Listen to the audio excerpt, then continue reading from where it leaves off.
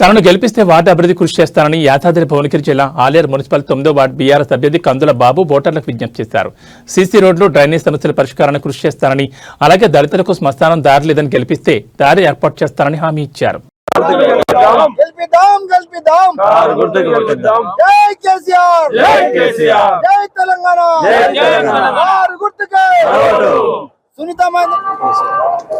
నేను బీఆర్ఎస్ అభ్యర్థిగా 9వ వార్డు నుంచి కందుల బాబు నా పేరు.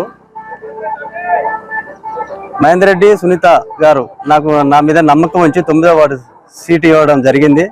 9వ వార్డులో ఏ సమస్య ఉన్నా కానీ అన్ని పరిష్కారం చేయగలనని చెప్తున్నా. సీసీ రోడ్లు కానీ, వాటర్ ఫిల్టర్ కానీ, మురికల నిర్మాణం కానీ, లైట్ల విషయంలో కానీ ఏదున్నా గ్రామ ప్రజలకు అందుబాటులో ఉండి పని చేస్తానని ఈ పత్రికా విలేకరుల ద్వారా చెప్తున్నా. అందులో ఇంకా మా కాలనీలో చాలా కుంటుపడిపోయినాయి. పర్యటక శ్మశాన వాటిక లేదు ఇంతవరకు. ఆడ పోవడానికి కూడా రహదారి చక్కగా లేదు. వర్షాలు పడితే బయటకు వెళ్ళిపోయే మన దొంతిరి సోమిరెడ్డి కాంచెలు రావాల్సి వస్తుంది. అది కూడా నేను గెలిచిన వెంటనే ఆ రోడ్ అనేది చేపిస్తాను, కల్వర్టు చేపిస్తాను. ఇంకా ఏ పనులున్నా కానీ చేస్తానని.